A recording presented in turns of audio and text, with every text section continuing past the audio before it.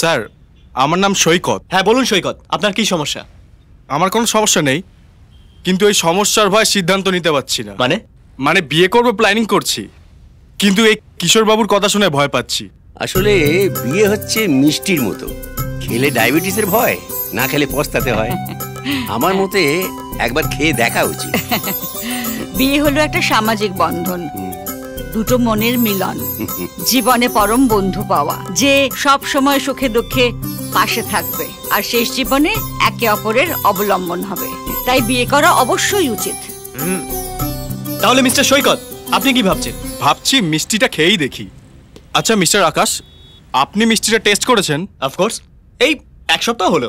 কেমন ফিল করছেন? আমি যা পেয়েছি সেটা নিয়ে খুশি আছি, তাই আমার জীবনের গাড়ি একদম গড়গড় করে চলছে।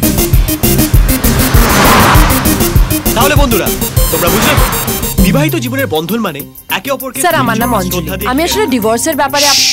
7 পাকে মানে বন্দী হওয়া নয়, 7 জন্ম ধরে একে অপরের পাশে থাকা, একসাথে পথ চলা, একে অপরকে রক্ষা করা, একে অপরের সুখে দুঃখে অংশীদার হওয়া।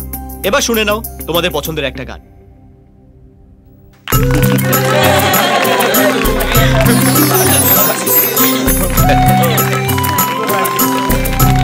স্যার, আপনারা যাওয়ার আগে আমি একটা ছোট্ট প্রশ্ন করতে পারি? এটা অবশ্য আমার ব্যক্তিগত প্রশ্ন। আপনি কি বিয়ের আগে কাউকে ভালোবেসেছিলেন? না, এই আমার প্রথম শেষ ভালোবাসা। মিসেস রয়, আপনি? মা না না, আমারও তাই। এই জন্যই সবাই বলে প্রথম প্রেমই শ্রেষ্ঠ প্রেম। সত্যি, প্রথম প্রেমকে কেউ ভুলতে পারে না। কতদিন বিয়ে করেছেন? 7 দিন। 7 দিন? Very good. কতজনের বিয়ে তো 2 দিনের বেশি টেকেই না।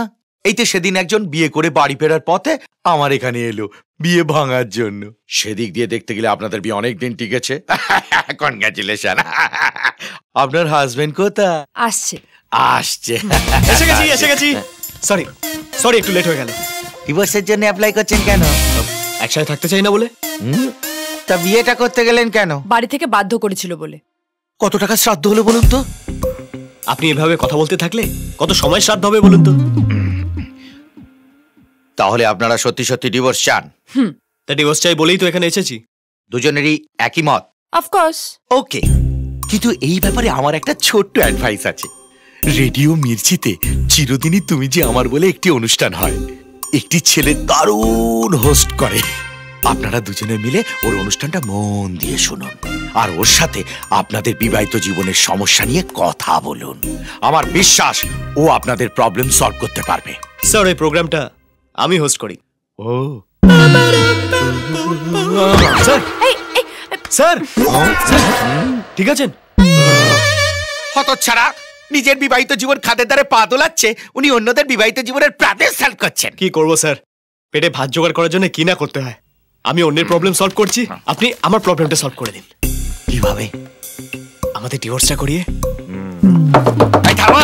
নিজের বিবাহিত জীবনের বিসর্জন চলছে, উনি আনন্দের তবলা বাজাচ্ছেন। এই রেখা, ইয়েস স্যার। ওই ওদের দুজনকে দিয়ে ডিভোর্সের অ্যাপ্লিকেশনটা সাইন করিয়ে নাও। Okay sir.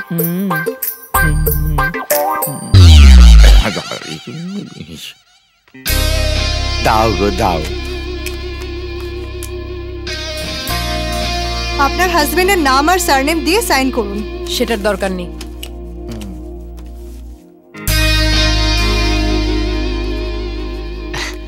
সব শেষ? ডিভোর্স হয়ে গেছে? কি আল্লাহ, সবে তো অ্যাপ্লিকেশনে সই করলে, পরের হিয়ারিং এ এসো, তখন বুঝতে পারবে এটা শেষ নাকি এটা শুরু। তোর মতোই আমি একটা বন্ধু চাই, তুই অল্প হলেও আমার সঙ্গে চল।